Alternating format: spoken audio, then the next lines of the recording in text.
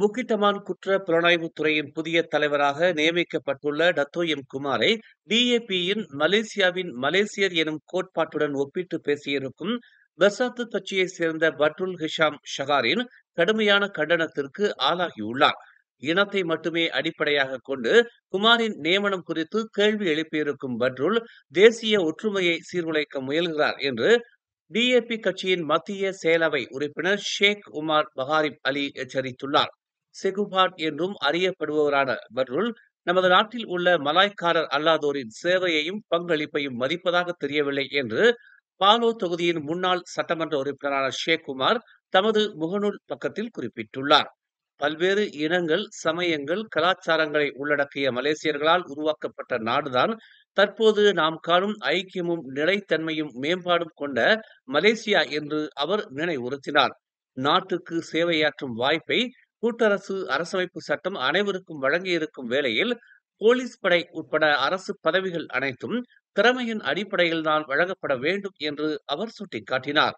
இதுபோன்ற நியமனங்களை குறுகிய இனவாத கண்ணோட்டத்துடன் எடைபோடும் செயல்கள் பிளவுகளை உருவாக்கி நாட்டை பின்னடைய வைக்கும் என்று அவர் எச்சரித்தார். ஸ்லாங்கூரில் நடைபெறவிருக்கும் 2026ஆம் ஆண்டு சுக்மா போட்டியில் சிலம்பம் உட்பட பந்தரி ஆட்டம், மூவா தாய் ஆகிய 3 புதிய விளையாட்டுகள் அதிகாரப்பூர்வமாக சேர்க்கப்பட்டுள்ளன.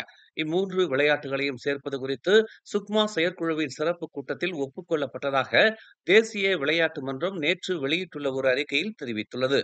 இதன் வழி சிலாங்கூர் மாநிலம் ஏற்று நடத்தும் சுக்மா போட்டியில் 30 கட்டாய விளையாட்டுகளும் 7 தேர்வு விளையாட்டுகளும் இடம்பெற உள்ளன என்று தெரிவிக்கப்பட்டுள்ளது. இவ்வாண்டு இறுதிக்குள் உள்நாட்டு வாணிப வாழ்க்கை செலவின அமைச்சு உருவாக்கிய பிரைஸ் கேச்சர் செயலியில் குறைந்தது 1 லட்சம் புதிய பயனர்களை சேர்க்க இலக்கு கொண்டிருக்கும் நிலையில் இதுவரை 5,52,000க்கும் மேற்பட்டோர் அதில் இணைந்துள்ளதாக தெரிவிக்கப்பட்டுள்ளது.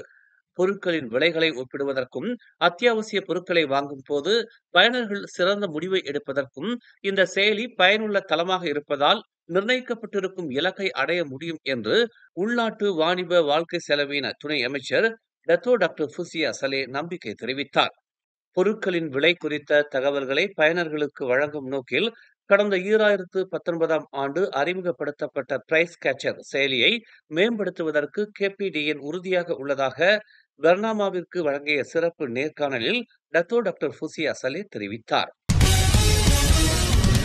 மாட்சிமை தங்கிய 15வது பேரரசரிடமிருந்து டத்தஸ்ரீ அன்வார் இப்ராஹிம் முழு அளவிலான மன்னிப்பை பெற்றிருப்பது அவர் எந்த தவறும் செய்யவில்லை என்பதன் பொருளாகும் என்று சட்டத்துறை தலைவரின் அலுவலகம் நேற்று விளக்கியது. எனவே தம்பூன் நாடாளுமன்ற உறுப்பினர் பதவியிலும் பிரதமர் பதவியிலும் அன்வார் தொடர்வது குறித்து இனிமேல் சந்தேகம் எழுப்ப தேவையில்லை என்று நேற்று வெளியிட்டுள்ள அறிக்கையில் அது குறிப்பிட்டுள்ளது. நாடாளுமன்ற உறுப்பினர் பதவியில் இருந்தும் பிரதமர் பதவியில் இருந்தும் அன்வாரை தகுதி நீக்கம் செய்ய வேண்டும் என்று முன்னாள் அமைச்சர் பி வேதமூர்த்தி கூறியிருப்பது பற்றி கருத்துரைத்த போது சட்டத்துறை தலைமை அலுவலகம் இந்த விளக்கத்தை அளித்துள்ளது.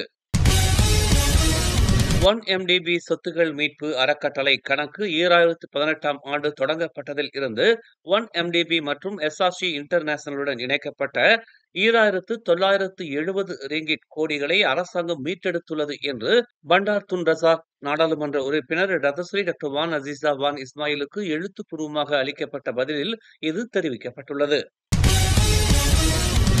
அம்னோ உறுப்பினர்களை தங்களின் கட்சிகளில் ஏற்றுக்கொள்ளும் திட்டத்தை கொண்டிருக்கும் ஒற்றுமை அரசாங்கத்தில் இடம்பெற்றிருக்கும் உறுப்பு கட்சி தலைவர்களுக்கு அம்னோ ஆட்சேப நோட்டீஸை சார்பு செய்யும் என்று தெரிவிக்கப்பட்டுள்ளது.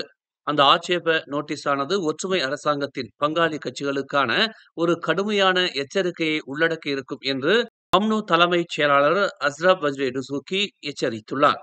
அம்னோ உறுப்பினர்களை இதர பங்காளி கட்சிகள் ஏற்றுக்கொள்ளுமே ஆனால் அதில் சமரசம் காணப்படாது என்றும் இத்தகைய நடவடிக்கை பங்காளி கட்சிகளுக்கு இடையிலான உறவில் விரிசலையே ஏற்படுத்தும் என்றும் அவர் தெரிவித்துள்ளார். மேலும் செய்திகளை தெரிந்து கொள்ள தமிழ் மலர் நாளிதழை பாருங்கள். உடனுக்குடன் செய்திகளை தெரிந்து கொள்ள தமிழ் மலர் இணையதளம், தமிழ் மலர் செயலி மற்றும் மலர் டிவி யூடியூப் சேனலை வலம் வாருங்கள். எங்களோடு இணைந்திருக்க மலர் டிவியை பதிவு செய்து கொள்ளுங்கள். உறவுகள் மகிழ்ந்திட விருப்பம் மற்றும் பகிர்வு சேவையை சொடுக்கிடுங்கள்.